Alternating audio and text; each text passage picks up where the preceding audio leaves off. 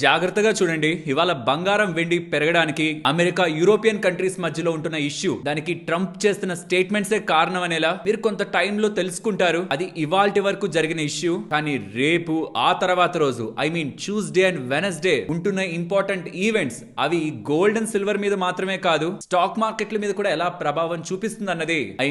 ఇప్పుడు ట్రంప్ చేసిన స్టేట్మెంట్స్ తో గోల్డ్ సిల్వర్ పాజిటివ్ గా రియాక్ట్ అయ్యాయి, మార్కెట్లు పడ్డాయి. అది అయిపోయిన విషయం. కానీ రేపు అండ్ ఎల్లుండి ఏం జరగబోతుంది, యుఎస్ సుప్రీం కోర్టు రిలేటెడ్ గా ఉంటున్న డెసిషన్ దగ్గర నుంచి యూరోపియన్ లీడర్స్ ఒక మీటింగ్ అండ్ యుఎస్ రిలేటెడ్ గా స్పీచ్, ట్రంప్ ఒక స్పీచ్, వీటి రిలేటెడ్ గా మనం ఫస్ట్ మాట్లాడుకోవాలి. తర్వాత యుఎస్ కి సంబంధించిన అంబాసిడర్, ఇండియాలో ఉంటున్న యుఎస్ అంబాసిడర్ మన ఇండియాలో ఉంటున్న కీలక ఇండస్ట్రియల్స్ తో మీట్ అయ్యారు. యుఎస్ ట్రేడ్ డీల్ రిలేటెడ్ గా ఈ డిస్కషన్స్ ఉంటున్నాయని ఎలా కూడా మార్కెట్ లో అప్డేట్స్ ఉంటున్నాయి. కాబట్టి దీని రిలేటెడ్ గా మాట్లాడుకుంటూ ఎఫ్ఐఎస్ కంటిన్యూస్ గా సెల్ చేస్తూ ఉండడం, ఈవెన్ లాస్ట్ 2 days అయితే ఏకంగా 10,000 కోట్ల దగ్గరగా 2 రోజుల్లో మార్కెట్ లో సెల్ చేశారు. దాని యొక్క ఇంపాక్ట్ రూపీ మీద క్లియర్ గా పడింది. దీంతో మన మార్కెట్స్ రిలేటెడ్ గా reaction small caps and mid caps లో కూడా క్లియర్ గా కనిపిస్తుంది. సో ఈ యొక్క ఇంపాక్ట్ ని కూడా అర్థం చేసుకుంటూ కమింగ్ డేస్ లో మార్కెట్ లో ఉంటున్న ఇంపార్టెంట్ కండిషన్స్, మార్కెట్ ని ఎలా డ్రైవ్ చేసేందుకు పాసిబిలిటీ ఉంది, ఉంటున్న పాజిటివ్స్ నెగిటివ్స్ ని డిస్కస్ చేసుకుంటూ, తర్వాత ఇవాళ భారీ లాభాలతో లిస్ట్ అయిన బీసీసీఎల్ ఐపీఓ రిలేటెడ్ గా ఎవరైనా కొత్తగా పెట్టుబడి చేయాలనుకుంటున్నా, అలాగే మీకు ఐపీఓ అప్లై చేసినా చాలా మంది అప్లై చేస్తుంటారు కాబట్టి దొరుకుండదు, దాన్ని కొందాం అనుకుంటున్న వాళ్ళు తెలుసుకోవాల్సిన ఇంపార్టెంట్ థింగ్స్ అండ్ రీసెంట్ గా అండ్ ఇవాళ కంపెనీస్ పోస్ట్ చేసిన నెంబర్స్ అండ్ ఉంటున్న ఇంపార్టెంట్ అప్డేట్స్ ని మాట్లాడుకుంటూ ఇవాళ మన వీడియోని ఎండ్ చేద్దాం. Hello friends, welcome to day trader Telugu.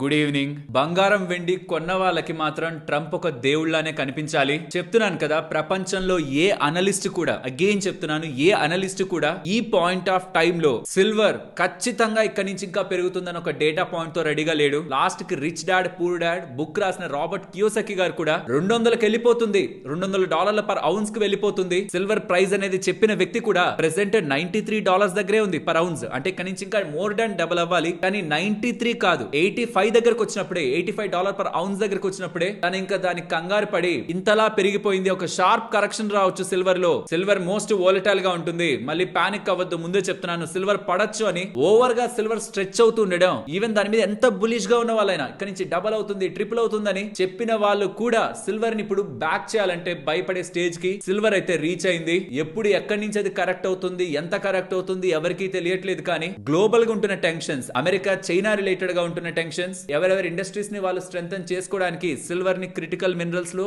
పెట్టి దాని ఎక్స్పోర్ట్స్ రిలేటెడ్ గా టారిఫ్ ని పెడతారేమో అని మార్కెట్ లో ఉంటున్న భయాలు, చైనా రిలేటెడ్ గా యుఎస్ రిలేటెడ్ గా దీన్ని కొంత సపోర్ట్ చేస్తుంటే సిల్వర్ ఓ అని పెరుగుతూ ఉండడం, ఇన్వెస్ట్మెంట్ రూపంలో ఎప్పుడు రానంత ఇన్వెస్ట్మెంట్స్ ఈటీఎఫ్ రూపంలో కానీ గ్లోబల్ గా కానీ సిల్వర్ లో పెట్టుబడుల రూపంలో వస్తూ ఉండడం కూడా సిల్వర్ పెరుగుతున్నాయి. కానీ బంగారం పెరగడానికి ప్రధానమైన పాత్ర పోషిస్తున్నది మాత్రం ట్రంపే. ఆల్ టైమ్ హైస్ ని కొడుతుంది బంగారం. 146,000 మార్కుకి ఇవాళ బంగారం అయితే వెళ్ళింది, 10 గ్రాముల బంగారం. దీనికి కారణం ఇక్కడ మీరు బాగా గమనించారంటే ట్రంప్ కి క్లియర్ గా గ్రీన్ ల్యాండ్ కావాలి. గ్రీన్ ల్యాండ్ రిలేటెడ్ గా ఎవరి దగ్గర కంట్రోల్ ఉంది, డెన్మార్క్ దగ్గర ఉంది. డెన్మార్క్ వాళ్ళకి మేము మీకు డబ్బులు ఇస్తాం, భారీ మొత్తంలో డబ్బులు ఇస్తాం, మాకు గ్రీన్ ల్యాండ్ ఇచ్చేయండి అని డెన్మార్క్ ని అడిగితే దానికి డెన్మార్క్ ఒప్పుకోకపోవడానికి ప్రధానమైన కారణం యూరోప్ కు సంబంధించిన 8 దేశాలని నేను కొనాలనుకుంటే గ్రీన్ ల్యాండ్ ని మీరు అందరూ అడ్డుపడతారా అని ఆ 8 దేశాల మీద ఫిబ్రవరి 1st నుంచి 10% టారిఫ్, జూన్ 1st నుంచి ఆ 10% కాస్త 25% వెళ్తుందని ఏ కంట్రీల మీద టారిఫ్ వేశారు? Denmark, Norway, Sweden, France, Germany, United Kingdom, the Netherlands and Finland. నాకు అగైనెస్ట్ గా పనిచేస్తారా అని ట్రంప్ కి కోపం వచ్చి వాళ్ళ మీద టారిఫ్లు వేస్తూ ఉండడం, గ్రీన్ ల్యాండ్ నాకు అమ్మే వరకు, గ్రీన్ ల్యాండ్ యుఎస్ లో భాగమయ్యేంత వరకు ఈ టారిఫ్లు ఉంటాయని చెప్పడం ఒక పెద్ద డిస్కషన్ నే రేపింది. ఎందుకంటే వాళ్ళు వేసింది యూరోపియన్ కంట్రీస్ మీద. యూరోపియన్ లీడర్స్ ఏం కామ్ గా లేరు. $108 బిలియన్ కు సంబంధించిన రిటాలియేటరీ టారిఫ్ల్ని అమెరికా కంపెనీల మీదకి వేయడానికి యూరోపియన్ యూనియన్ వాళ్ళు ఆలోచిస్తున్నారని ఫ్రాన్స్ ప్రెసిడెంట్ మార్కాన్ యూరోపియన్ యూనియన్ తో ఇక వెయిట్ చేసింది చాలు, తను స్టేట్మెంట్స్ చేస్తున్నాడు, ఇష్టం వచ్చినట్లు మాట్లాడేస్తున్నాడు, టారిఫ్లు అంటున్నాడు. మనం బజూకాని వాడాలి, యాంటీ కోయరేషన్ ఇన్స్ట్రుమెంట్ ని, నాకు చెప్పాను కదా వాళ్ళ కంపెనీల మీద $108 బిలియన్ టారిఫ్లు యూరోపియన్ యూనియన్ వాళ్ళు కూడా వేయాలనుకుంటున్నారని. అదే యాంటీ కోయరేషన్ ని వాడి అమెరికా వాళ్ళ ఆట కట్టించాలని ఫ్రాన్స్ ప్రెసిడెంట్ చెప్తుంటే ఈ యూరోపియన్ యూనియన్ కి సంబంధించిన పొలిటికల్ పీపుల్ ట్రంప్ ఇలానే చేశాడంటే European Union or Europe countries and ఈ యుఎస్ కి మధ్యలో జరిగిన ట్రేడ్ డీల్ ని కూడా పాస్ చేస్తారని, దీంతో ఇరు దేశాలకు సంబంధించిన ట్రేడ్ రిలేషన్స్ దెబ్బతింటాయనేలా కూడా యూరోపియన్ యూనియన్ దగ్గర నుంచి అప్డేట్స్ వస్తుంటే యూకే కి సంబంధించిన prime minister Starmer NATO alias ని, నాటో అంటేనే యూరోపియన్ కంట్రీస్ అండ్ యుఎస్ ఉంటుంది, సొంత అలైస్ మీద, మీ మిత్ర పక్షాలైన దేశాల మీద మీరు వచ్చి టారిఫ్లు వేస్తారా? ఇది ఎంతకీ తగింది కాదు అని వీళ్ళు ఎక్కడ రిటాలియేటరీ టారిఫ్ వేస్తారో యూకే వాళ్ళు కూడా యూఎస్ మీద ఎక్కడ టారిఫ్ వేస్తారని మార్కెట్ లో కన్సర్న్స్ వచ్చాయి. కానీ క్లియర్లీ తనైతే క్లారిఫై చేశారు, మేమేం అమెరికా మీద టారిఫ్ వేయమని. దీని గురించి కూడా ఎక్స్ప్లెయిన్ చేస్తాను, ఎందుకు అమెరికాకు మాత్రమే ఆ పవర్ ఉంది, వేరే కంట్రీస్ మీద వేసే పవర్ ఎందుకు మిగతా కంట్రీస్ వేయట్లేదు ఎక్సెప్ట్ చైనా, డిస్కస్ చేద్దాం. బట్ డానిష్ ప్రైమ్ మినిస్టర్ కూడా మమ్మల్ని బ్లాక్ మెయిల్ చేసి రాజకీయాలు చేయకండి, మీరు బ్లాక్ మెయిల్ చేస్తే మేము దానికి లొంగం అనేలా కూడా స్ట్రాంగ్ స్టేట్మెంట్స్ అయితే చేస్తున్నారు. ఇవన్నీ నేను ఎందుకు మీతో చెప్పానంటే యూరోపియన్ కంట్రీస్ కూడా రియాక్ట్ అవుతున్నాయి. ఒకప్పుడు చాలా తక్కువ రియాక్షన్ ఉండేది అమెరికాకి అగైనెస్ట్ గా, కానీ ఇప్పుడు యూరోపియన్ కంట్రీస్ కూడా రియాక్ట్ అవుతున్నాయి. సో అమెరికా ప్రెసిడెంట్ ట్రంప్ కి గ్రీన్లాండ్ కావాలి, కానీ యూరోపియన్ కంట్రీస్ ఇంక్లూడింగ్ డెన్మార్క్ ఎవరి దగ్గర అయితే గ్రీన్లాండ్ కి సంబంధించిన ఓనర్షిప్ ఉందో వాళ్ళు దానికి అంగీకరించట్లేదు. ఇంతకీ అమెరికాకి ఎందుకు కావాలి? అమెరికా ప్రెసిడెంట్ ఏం చెప్తున్నారు తెలుసా ట్రంప్, ఇప్పుడు కానీ నాకు ఆ గ్రీన్లాండ్ రాకపోతే, అంటే అమెరికా చేతిలో ఒక గ్రీన్లాండ్ రాకపోతే అది రష్యా చైనా వాళ్ళు వచ్చి ఆక్రమించుకుంటారు. ఇలానే వెనిజులా రిలేటెడ్ గా కూడా చెప్పారు. ఇది ఎలా ఉందంటే రష్యా ఏమో తన పని తాను చూసుకుంటుంది, చైనా ఏమో తన పని తాను చూసుకుంటుంది. కానీ రష్యా చైనా వస్తారు, ఇక్కడికి వస్తారు, అక్కడికి వస్తారని నచ్చిన దగ్గరలల్లా ఇది నాకు కావాలి అని, లేకపోతే రష్యా చైనా వచ్చి తీసేసుకుంటారని చెప్తూ ఆ కంట్రీస్ ని స్వాధీనం చేసుకునే ప్రయత్నం ట్రంప్ అయితే చేస్తున్నారు, కొనే ప్రయత్నం చేస్తున్నారు. కానీ అన్ని వెనుజులా అంత ఈజీగా అయిపోవు కదా. నాటో అలాయ్స్ సొంత వాళ్ళ మీద యుద్ధాన్ని ప్రకటించినట్టు అవుతుంది ఒకవేళ యుఎస్ కానీ వాటి మీద యాక్షన్ తీసుకుంటే. ఉంటున్న స్ట్రక్చర్ అంతా దెబ్బతింటుంది, అమెరికా యూరోప్ రిలేటెడ్ గా ఉంటున్నది. కాబట్టి ఇది కీగా మారింది. అందుకే ఈ గోల్డ్ స్పెషల్ గా ఆ డెసిషన్ ఇలా చెప్పాడు అనగానే ట్రంప్ అనగానే ఇంటర్నేషనల్ మార్కెట్ లో గోల్డ్ ధరలు పెరిగాయి. గోల్డ్ పెరిగిన ప్రతిసారి వెండి ఎంతో కొంత పెరుగుతుంది. దీంతో పాటు ఒక స్పీడ్ గా వెళ్తున్న అసెట్ ఎవరికైనా ఫేవరెటే కదా, డార్లింగ్ ఆఫ్ ద మార్కెటే కదా. కాబట్టి పెరుగుతున్న ప్రతిసారి ఇంకా పెరిగిపోతుందేమో అని పెట్టుబడులు కూడా భారీగా వస్తున్నాయి. బట్ ఈ మధ్య కాలంలో మీరు ఏ అనలిస్ట్ అయినా తీసుకోండి, మీరు ఇండియా కాదు గ్లోబల్ గా ఎవరినైనా తీసుకోండి, సిల్వర్ ప్రైస్ రిలేటెడ్ గా కంఫర్టబుల్ గా లేరు. ఎందుకంటే ఇది ఒక ఇండస్ట్రియల్ మెటల్, ఒక లిమిట్ దాటి వెళ్తున్నప్పుడు దాని వైబిలిటీ యూసేజ్, ఒక వైబిలిటీ కూడా పెద్ద క్వశ్చన్ అవుతుంది. సర్టన్ ఇండస్ట్రీస్ లో వైబుల్ అవ్వచ్చు, కానీ చాలా ఇండస్ట్రీస్ లో అది వైబుల్ కాకపోవచ్చు. వాటి ధరలు పెరగాల్సి రావచ్చు. దాన్ని ఎలా ఎకానమీ ఫేస్ చేస్తుంది అనేది కూడా పాయింట్. ఇండస్ట్రియల్ మెటల్స్ ఎప్పుడు కూడా టూ మచ్ పెరిగిపోవడం రైట్ థింగ్ కాదు. బట్ కండిషన్స్ అన్ని సిల్వర్ కి ఫేవరబుల్ గా ఉంటూ ఉండడం ఇలా జరుగుతూ ఉంది. ఇక్కడ మీరు తెలుసుకోవాల్సిన ఇంపార్టెంట్ ఆస్పెక్ట్ రెండు ఉన్నాయి. ఒకటి వరల్డ్ ఎకనామిక్ ఫోరం డావోస్ లో జరుగుతుందా స్విట్జర్లాండ్, అక్కడ ట్రంప్ వెనస్డే స్పీచ్ ఇవ్వనున్నారు. దేని రిలేటెడ్ గా మాట్లాడతారు? గ్రీన్ ల్యాండ్ రిలేటెడ్ గా మాట్లాడతారా, యూరోపియన్ కంట్రీస్ రిలేటెడ్ గా మాట్లాడతారా? ఇది ఒక important thing. And European countries అన్ని కూడా సమావేశాన్ని ఏర్పాటు చేసుకుంటున్నాయి, సేమ్ ప్లేస్ స్విట్జర్లాండ్ వెనస్డే. వాళ్ళేం మాట్లాడతారు ట్రంప్ అగైనెస్ట్ గా అన్నది చెప్పాను కదా. చైనా తప్పితే మిగిలిన ఎవరు అంత స్ట్రాంగ్ యాక్షన్ తీసుకోలేకపోతున్నారు అమెరికాకి అగైనెస్ట్ గాని. ఇది ఎందుకని మనకు అర్థం కావాలంటే అమెరికాకి మిగిలిన కంట్రీస్ చేసే ఎక్స్పోర్ట్ ఎంత, వాళ్ళు వాళ్ళ దగ్గర నుంచి అమెరికా నుంచి కొనుక్కునే ఇంపోర్ట్ ఎంత, ఈ ట్రేడ్ మెట్రిక్స్ తెలియాలి. దానికోసం డేటా చూడబలేదు. మోస్ట్లీ ప్రపంచంలో ఉంటున్న చాలా కంట్రీస్ అన్ని కూడా అమెరికాతో చూసినప్పుడు అమెరికాకే వాళ్ళు ఎక్కువగా ట్రేడ్ చేస్తుంటారు, అంటే సప్లై చేస్తుంటారు. వాళ్ళు తెచ్చుకోవడం కంటే గ్లోబల్ గా ఎప్పుడు కూడా కొనేవాడి దగ్గర కొంత పవర్ అనేది ఉంటుంది. బికాస్ నువ్వు నాకు నచ్చకపోతే నేను మీద టారిఫ్ వేసేస్తానంటే ఇంకొక కంట్రీ వాడొచ్చి నాకు అమ్ముతాడు, కాబట్టి ఈ కంట్రీ వాడి ఇప్పుడు నేను టారిఫ్ అంటే భయపడతాడని. కానీ కొన్ని థింగ్స్ ఉంటాయి ఇంకొక కంట్రీ వాళ్ళు అమ్మలేనివి, లైక్ రేర్ ఎర్త్ మెటల్స్, అవి చైనా దగ్గర ఉన్నాయి. So supply chains certain elements related గా చైనాకి కంట్రోల్ ఉంటుండడమే. చైనా అనేదని చైనాని బ్లాక్ చేద్దాం అనుకుంటే వాళ్ళు అక్కడి నుంచి పంపించాల్సిన బ్లాక్ చేస్తే యుఎస్ లో ఉన్న మెజారిటీ ఇండస్ట్రీస్ అన్ని కూడా క్లోజ్ అవ్వాల్సి ఉంటుంది. కాబట్టి అమెరికా అంత ఈజీగా చైనాకి అగెనిస్ట్ గా యాక్షన్ తీసుకోలేదు. తీసుకున్నా చాలా క్విక్ గానే దాన్ని రిజాల్వ్ చేసుకుంటుంది. కానీ మిగిలిన కంట్రీస్ తో అమెరికాకి కాళ్ల బేరానికి రావాల్సిన అవసరం లేదు. నలుగురిని బ్లాక్ చేస్తే ఐదో వాడు వచ్చి సప్లై చేస్తాడు. అదే అమెరికా ధైర్యం, మిగిలిన దేశాలు ఒక భయం అమెరికాకి అగెనిస్ట్ గా యాక్షన్ తీసుకోకపోవడానికి. అండ్ ఇండియా మీద టారిఫ్లు అమెరికా వేస్తే ఇండియా కూడా కొన్ని వాటి మీద టారిఫ్లు వేసింది. 30% దగ్గరగా కొన్ని అగ్రికల్చర్ ప్రొడక్ట్స్ మీద ఇండియా టారిఫ్లు వేసిందని, దాని కారణంగా మన ఫార్మర్స్ ఇంపాక్ట్ అవుతున్నారని, 2020లో కూడా ఇలాంటి సందర్భమే వస్తే మీరు మాట్లాడి దాన్ని సాల్వ్ చేశారని. ఇప్పుడు కూడా సిమిలర్ సినారియో ఉంది. ఇండియా మీద టారిఫ్లు వేసేసరికి ఇండియా కూడా మన మీద తిరిగి టారిఫ్లు వేసింది. దీన్ని కూడా ట్రేడ్ డీల్ లో డిస్కస్ చేసి సాల్వ్ చేయమనేలా యుఎస్ సెనేటర్స్ ప్రెసిడెంట్ ని అడుగుతున్నారు. అమెరికా ప్రెసిడెంట్ ట్రంప్ ను అడుగుతున్నారు. అమెరికా వేసిన టారిఫ్లు తీసేస్తే ఇండియా వేసిన ఈ చిన్న టారిఫ్ అసలు దీని వల్ల ఇంపాక్ట్ కూడా ఏమి ఉండదు మనకి పెద్దగా, దీన్ని ఎలాగో మనం తీసేస్తాం. కానీ అమెరికా ఎక్స్పెక్ట్ చేస్తున్నది ఇండియా ఈ చిన్న టారిఫ్లు తీయాలని కాదు, అక్కడ ఉన్న అగ్రికల్చర్ ప్రొడక్ట్స్ అన్ని ఇండియాకి తీసుకురావాలని. చూడాలి మరి ఫైనల్ గా ఇండియా అండ్ యుఎస్ మధ్యలో ట్రేడ్ డీల్ ఎలా బ్రేక్ ఈవెన్ అవుతుందని. And US ambassador Sergio Mumbai related గా విజిట్ చేస్తూ అక్కడ చీఫ్ మినిస్టర్ ని, ఆర్బీఐ గవర్నర్ గారిని, అంబానీ గారిని అండ్ ఎన్ చంద్రశేఖరన్ గారిని, Tata company group entire group కి చైర్మన్ గారిని మీట్ అయి డిస్కషన్స్ చేశారు. ఇది కొంత యూనిక్ గా ఉంది. యూజువల్ గా పొలిటికల్ గా డిస్కషన్స్ ఉంటాయి, లేకపోతే అఫీషియల్స్ డిస్కషన్స్ ఉంటాయి. కానీ ఇక్కడ ఇండస్ట్రియలిస్ట్ తో కూడా డిస్కషన్స్ చేసి యుఎస్ ఇండియా రిలేటెడ్ గా సర్టైన్ టైస్ ని బలోపేతం చేయడానికి ప్రయత్నిస్తున్నట్లు కొన్ని ఫైనాన్షియల్ ప్లాట్ఫామ్స్ లో ఆర్టికల్స్ లా డేటా అయితే కనిపిస్తూ ఉంది. ఈవెన్ దీని రిలేటెడ్ గా తను ట్వీట్ కూడా చేస్తూ we're building strong momentums across trade, technology, education, energy and resilient supply chains as US-India partnership continue to grow అని ఓ పాజిటివ్ సిగ్నల్ లా వేశారు. కానీ ఇప్పటివరకు ఇలాంటి సిగ్నల్స్ చాలా వచ్చాయి, కానీ ఒక concrete decision or step from the America అయితే లేదు. అండ్ రీసెంట్ గా పాక్స్ సిలికాకి ఇండియాకి ఇన్వైట్ వచ్చింది కదా, అది లాస్ట్ ఇయర్ ఫామ్ అయింది, లేట్ లాస్ట్ ఇయర్. అప్పుడు మనకి ఇన్వైట్ రాలేదు, కానీ ఇప్పుడు పాక్స్ సిలికాకి అంటే ఏఐ రిలేటెడ్ గా సెమీ కండక్టర్స్ పరంగా ఉంటున్న ఎంటైర్ సప్లై చైన్ నెట్వర్క్ లో ఇండియాని కూడా యాడ్ చేసుకోవడానికి ఇన్విటేషన్ మనకు వచ్చింది. అది మంచి విషయమే. సో అమెరికా ఇండియాని స్పెషల్ గా రికగ్నైజ్ చేస్తుందనేలా కొంత పాజిటివ్ లా కూడా మనం అది చూడొచ్చు. బట్ దాని కారణంగా ఇండియాకి అడిషనల్ గా వస్తున్న అడ్వాంటేజ్ ఏం లేదు. అండ్ ఇప్పుడు ఇంకా స్పెషల్ గా board of piece Gaza related గా ట్రంప్ ఇండియాని ఇన్వైట్ చేశాడనేలా మనకి డేటా కనిపిస్తుంది. ఇది కొంత క్లిష్టంగా ఉంటుంది, ఎందుకంటే గాజా రిలేటెడ్ గా నెక్స్ట్ ఏం చేయాలి, గాజాని ఏం చేయాలి అన్న దాని రిలేటెడ్ గా ఆ బోర్డ్ లోకి ఇప్పుడు ఇండియాని పిలుస్తూ ఉండడం. మనకి ఇజ్రాయెల్ కు ఉంటున్న రిలేషన్స్ తెలిసిందే. ఇజ్రాయెల్ కి అగైనెస్ట్ గా మనం ఏ స్టెప్ తీసుకోవంత ఈజీగా. సో ఎనీ డెసిషన్ ఒకవేళ ఇజ్రాయెల్ కి ఫేవరబుల్ గా ఉండే దాని మీద ఇండియా ఓటింగ్ వేస్తే ఓకే, ఒకవేళ అగైనెస్ట్ గా ఉన్న దాని రిలేటెడ్ గా ఇండియాని ఓట్ వేయమన్నా ఆర్ ఇజ్రాయెల్ కి అగైనెస్ట్ గా మూవ్ అవ్వాలన్నా అప్పుడు అది మన రిలేషన్స్ రిలేటెడ్ గా ఇంపాక్ట్ అయితే చూపిస్తుంది. బోర్డ్ ఆఫ్ పీస్ లో గాజా రిలేటెడ్ గా ఉంటున్న దాంట్లో ఇండియాని, రష్యాని ఇలా కొన్ని కంట్రీస్ ని ఇన్వైట్ చేస్తున్నారు విత్ కాస్ట్ $1 బిలియన్ దగ్గరగా పర్మనెంట్ సీట్ కావాలంటే కట్టాలనేలా కూడా చెప్తున్నారు. Not only India, nearly 60 countries దగ్గరగా ఇన్వైట్ చేశారు. దీనికి ఇజ్రాయెల్ అపోజ్ చేస్తుంది. Not only Israel, European leaders కూడా దీనికి అపోజ్ చేస్తున్నారు. మరి చూడాలి దీంట్లో ఇండియా జాయిన్ అవుతుందా లేదా అని. అమెరికన్ ప్రెసిడెంట్ తో పాటు ఈ ట్రెజరీ సెక్రటరీ స్కాట్ బెసెంట్ ఉన్నారా, అమెరికాకు సంబంధించిన వ్యక్తి. లైక్ ఇక్కడ మనకి ఫైనాన్స్ మినిస్టర్ లా అక్కడ తను యూరోప్ చాలా వీక్ గా ఉంది, గ్రీన్లాండ్ కి సెక్యూరిటీ ఇవ్వలేదు అంటే మీ వల్ల కాదు, ఆ గ్రీన్లాండ్ మాకు ఇచ్చేయండి అనేలా స్టేట్మెంట్స్ తను చేస్తున్నారు. చూడండి ఇక్కడ Besant says Europe is two week to guarantee Greenland security అని. ఇది కొంత సార్ట్ ఆఫ్ మోనోపోలీలా అనిపించట్లేదా, అంటే ఏదో అమెరికా దగ్గరే స్ట్రెంత్ ఉన్నట్టు మిగిలిన వాళ్ళందరూ వీక్ అన్నట్టు.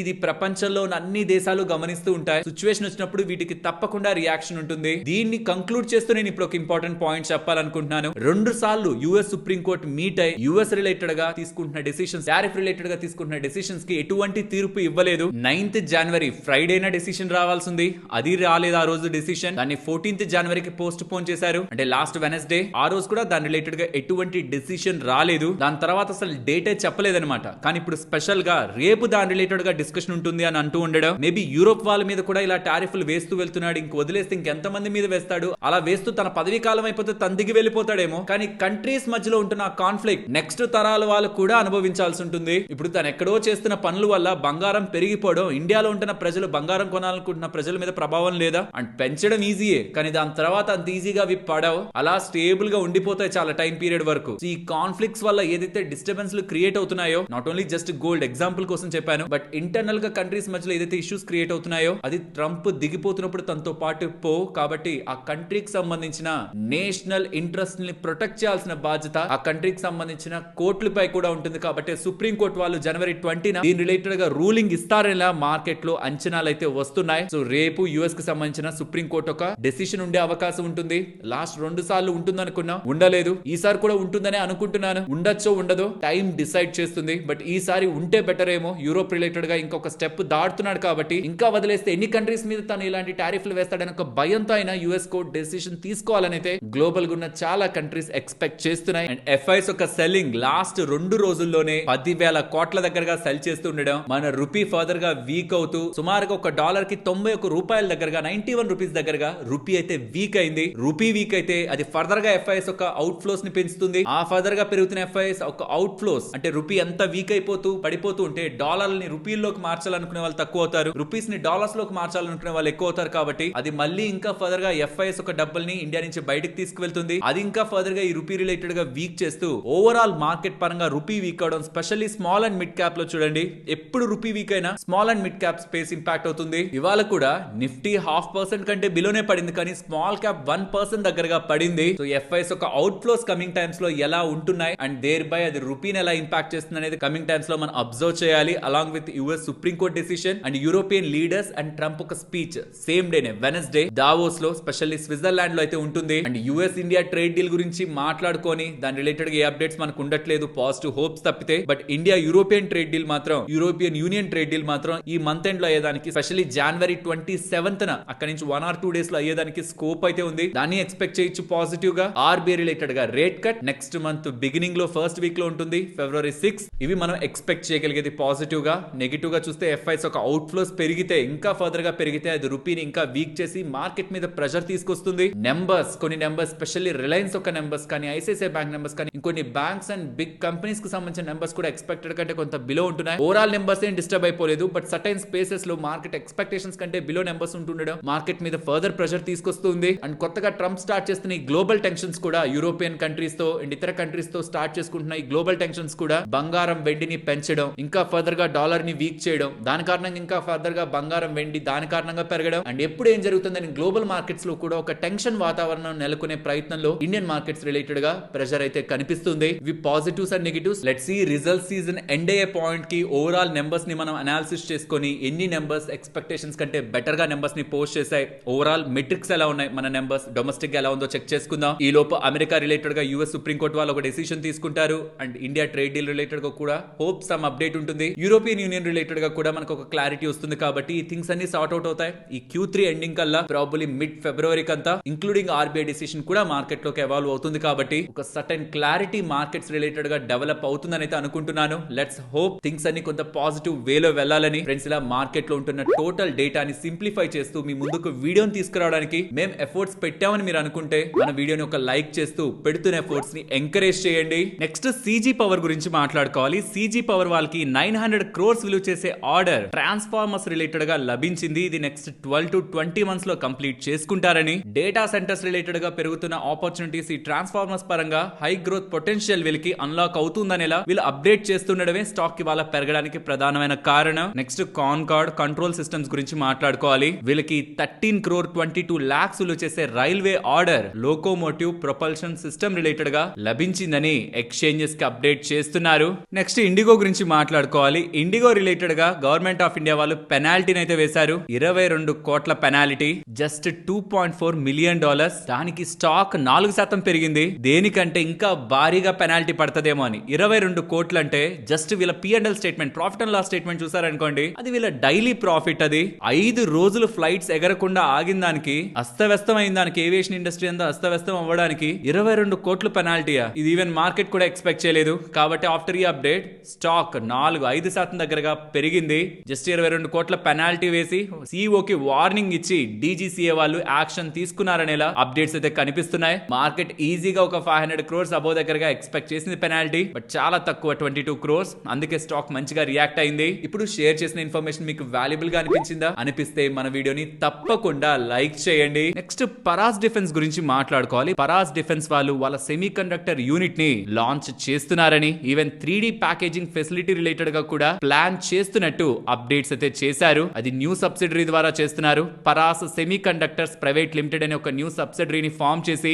Advanced heterogeneous and 3D packing OSAT facilities తో సెమీ కండక్టర్ బిజినెస్ లోకి ఎంటర్ అవ్వబోతున్నట్టు అప్డేట్స్ చేస్తున్నారు. ఇమీడియట్ గా దీని రిలేటెడ్ గా స్టాక్ ఏం పెద్దగా రియాక్ట్ అవ్వకపోయినా ఈ segment semi conductor business segment interesting thing. Next Axiscades వాళ్ళకి వాళ్ళ సబ్సిడరీ అయిన మిస్త్రాల్ సొల్యూషన్స్ కి 100 crore BEL దగ్గర నుంచి ఆర్డర్ లభించిందని, డిఫెన్స్ టెక్నాలజీ రిలేటెడ్ గా, signal and data processing units related గా అండ్ అసోసియేటెడ్ స్పేర్స్ రిలేటెడ్ గా ఈ ఆర్డర్ లభించినట్టు నెక్స్ట్ 2 years లో ఇది ఎగ్జిక్యూట్ చేస్తారనేలా అప్డేట్ చేస్తున్నారు. నెక్స్ట్ IX గురించి మాట్లాడుకోవాలి. IX రిలేటెడ్ గా ఇవాళ తీర్పు ఏమైనా ఉంటుందేమని మార్కెట్ ఎక్స్పెక్ట్ చేసింది, కానీ ఆ తీర్పు అనేది అంటే ఈ CERC రిలేటెడ్ గా హియరింగ్ అనేది January 20కి పోస్ట్ పోన్ అయింది. అంటే రేపటికి పోస్ట్ పోన్ అయింది. అండ్ ఈవెన్ అపిలేట్ ట్రిబ్యునల్ వాళ్ళు చేస్తున్న డిస్కషన్స్ లో CERC వాళ్ళు ఏం చెప్తున్నారంటే, ప్రాపర్ గా మేము రెగ్యులేషన్స్ ని ఫాలో అవ్వకుండా మార్కెట్ కప్లింగ్ ని ఇంప్లిమెంట్ చేయమంటున్నారు. అంటే మొత్తానికి మేము ఇంప్లిమెంట్ చేస్తాం, ప్రాపర్ గా అన్ని రెగ్యులేషన్స్ ని ఫాలో అయ్యి చేస్తామని CERC వాళ్ళ స్టేట్మెంట్స్ కనిపిస్తున్నాయి. ఈవెన్ పవర్ మినిస్టర్ కూడా దీని రిలేటెడ్ గా ఇంపార్టెంట్ స్టేట్మెంట్ చేస్తున్నారు.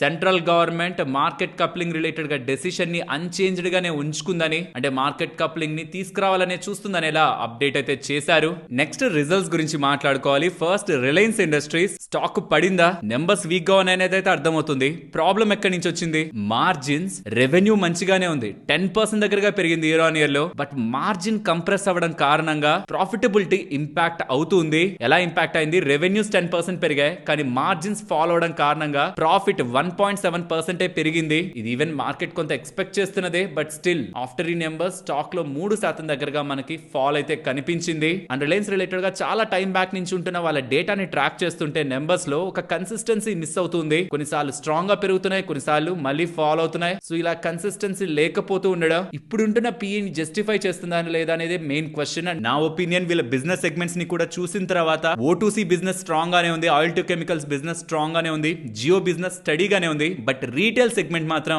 ఎక్స్పెక్టేషన్స్ ని మిస్ చేసింది. క్విక్ కామర్స్ సేల్స్ పెరుగుతున్నా సరే మెయిన్ బిజినెస్ లో రెవెన్యూ గ్రోత్ అనేది అంత స్ట్రాంగ్ గా పెరగలేదు. అది మార్జిన్స్ మీద కూడా ఇంపాక్ట్ పడింది. జియో మాత్రం స్ట్రాంగ్ అండ్ స్టడీ పర్ఫార్మెన్స్ ని ఇస్తుంది. ఆర్పు ఇంప్రూవ్ అయింది. సో ఓవరాల్ నెంబర్స్ బ్యాడే ఉన్నాయి. బట్ దీన్ని యాంటిసిపేట్ చేస్తూనే స్టాక్ ఆల్రెడీ 8% దగ్గరగా పడింది. ఇవాళ దానికి ఫర్దర్ గా పడుతూ ఉండడం హోప్ మార్కెట్ దీన్ని ప్రైజింగ్ చేసిందని అనుకుంటున్నాను. వాళ్ళ రెన్యూబుల్ సెగ్మెంట్ రిలేటెడ్ గా వాళ్ళు అప్డేట్స్ చేశారు, కానీ బిజినెస్ రిలేటెడ్ గా దీని రిలేటెడ్ గా ఎప్పుడు బయటకి బిజినెస్ అని అండ్ దాని యొక్క ప్రొజెక్షన్స్ రిలేటెడ్ గా మేనేజ్మెంట్ ఫర్దర్ క్లారిటీ ఇస్తే బాగుంటుంది అనేది నా అభిప్రాయం. అట్లీస్ట్ ఈసారి కొన్ని ఇంట్రెస్టింగ్ అప్డేట్స్ వీళ్ళ ఇన్వెస్టర్ ప్రెజెంటేషన్ అయితే కనిపిస్తున్నాయి. Next ICICI bank numbers. Net interest income 7.7% దగ్గరగా పెరిగిన ప్రాఫిట్స్ డిక్లైన్ అవుతున్నాయి. 4% దగ్గరగా డిక్లైన్ అవుతున్నాయి ఇయర్ ఆన్ ఇయర్ కంపారిజన్ లో. రీజన్ వీళ్ళని ఆర్బీఐ వాళ్ళు ప్రావిజనింగ్ రిలేటెడ్ గా కొన్ని స్టేట్మెంట్స్ అయితే చేశారు. దాని కారణంగా 1283 crore దగ్గరగా వీళ్ళు పక్కన పెట్టాల్సి వచ్చిందని, స్టాండర్డ్ అసెట్ ప్రావిజనింగ్ వీళ్ళు చేయాల్సి వచ్చిందని ఇది మార్కెట్ ఎక్స్పెక్ట్ చేయలేదు. దీని కారణంగా ఓవరాల్ నెంబర్స్ లో మనకి ఇంపాక్ట్ అయితే పడింది అండ్ అసెట్ క్వాలిటీ ఇంప్రూవ్ అయింది. ఇది ఒక పాజిటివ్స్ అయినాయి. బట్ ఆర్బీఐ రిలేటెడ్ ఉన్న ఒక్క డేటా పాయింట్ నెంబర్స్ మొత్తాన్ని కూడా టర్న్ చేసింది. సో నా వరకు షేర్ హోల్డర్స్ దీని రిలేటెడ్ గా కంగారు పడాల్సిన నీడ్ లేదనేది ఒపీనియన్. ఇంక్రీజ్డ్ ప్రావిజనింగ్ కారణంగానే నెంబర్స్ ఇంపాక్ట్ అయ్యాయి. అది కాకుండా రెస్ట్ ఆఫ్ ద వీళ్ళ మెట్రిక్స్ బెటర్ గానే ఉన్నాయి. Healthy loan growth, stable margins, strong ROA అన్ని ఇంటాక్ట్ గానే ఉన్నాయి. కాబట్టి షేర్ హోల్డర్స్ ఎక్కువ వరీ అవ్వాల్సిన అవసరం లేదు.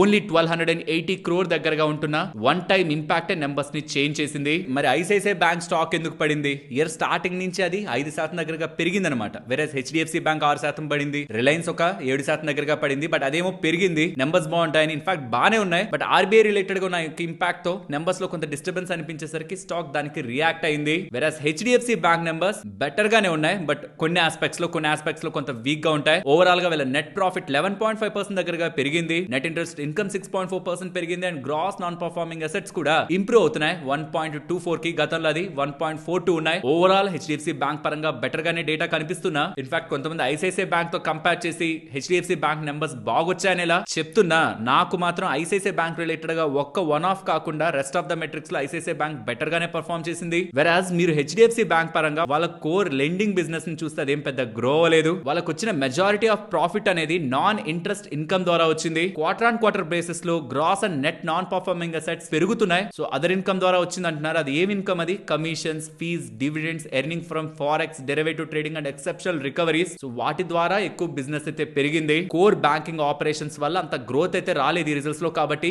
నెంబర్స్ ని చూసి మార్కెట్ ఎక్సైట్ అయ్యొచ్చు. But core business ICICI bank పరంగా బాగుంది. ఐ నో మార్కెట్ ఒక రియాక్షన్ కి అగైనెస్ట్ గానే చెప్తున్నాను. బట్ ఇది డీప్ గా నెంబర్స్ ని అర్థం చేసుకున్న తర్వాత చెప్తున్నాను. నెక్స్ట్ సిఎట్ వాళ్ళ నెంబర్స్ చాలా బాగున్నాయి. Year on year comparison 26% grow అయింది. Operating profit, margins and profit అయితే ఏకంగా 60% గ్రో అయింది. ఈవెన్ ఈ Q3 లో ఎక్సెప్షనల్ లాస్ ఐటమ్ కూడా ఉంది. బట్ ఓవరాల్ నెంబర్స్ అయితే సిఎట్ రిలేటెడ్ గా చాలా బాగున్నాయి. అండ్ ఈవెన్ ఈ అట్లాంటా ఎలక్ట్రికల్స్ రిలేటెడ్ గా కూడా నెంబర్స్ ని మీరు అబ్జర్వ్ చేస్తే highest ever revenue, operating profit, net profit వీళ్ళ ఎంటైర్ కంపెనీ హిస్టరీలోనే వీళ్ళు పోస్ట్ చేశారు. Solid margin expansion quarter on quarter and year on year లో కనిపించింది. సో ఓవరాల్ ఈ కంపెనీ రిలేటెడ్ గా, ఎలక్ట్రికల్స్ కంపెనీ రిలేటెడ్ గా కూడా మంచి నెంబర్స్ కనిపిస్తున్నాయి. నెక్స్ట్ టిప్స్ మ్యూజిక్స్ వాళ్ళ నెంబర్స్ ని మాట్లాడుకోవాలి. నెంబర్స్ డీసెంట్ గానే ఉన్నాయి. రెవెన్యూ డబుల్ డిజిట్ లో 21% దగ్గరగా గ్రో అయింది. ఆపరేటింగ్ ప్రాఫిట్ గ్రో అయింది. మార్జిన్స్ ఎక్స్పాండ్ అయ్యాయి అండ్ ప్రాఫిట్ కూడా year on year and quarter on quarter comparison లో గ్రో అవుతుంది. ఓవరాల్ నెంబర్స్ బాగున్నాయి. అండ్ హిందుస్థాన్ జింక్ రిలేటెడ్ గా numbers highest ever quarterly profit ని వాళ్ళు పోస్ట్ చేశారు. Year on year comparison 46% grow అయింది. సిల్వర్ రిలేటెడ్ గా స్ట్రాంగ్ గా పెరుగుతూ ఉండేసరికి నెంబర్స్ బాగున్నాయి. కానీ ఇది కూడా చెప్పాలి, వీళ్ళు రిలేటెడ్ గా సిల్వర్ ప్రైస్ పెరగడం అనేది ఇమీడియట్ గా బిజినెస్ లోకి రాదు. ఎందుకంటే వీళ్ళు ఫార్వర్డ్ సెల్లింగ్ చేస్తారు. అంటే ఇమీడియట్ గా పెరిగితే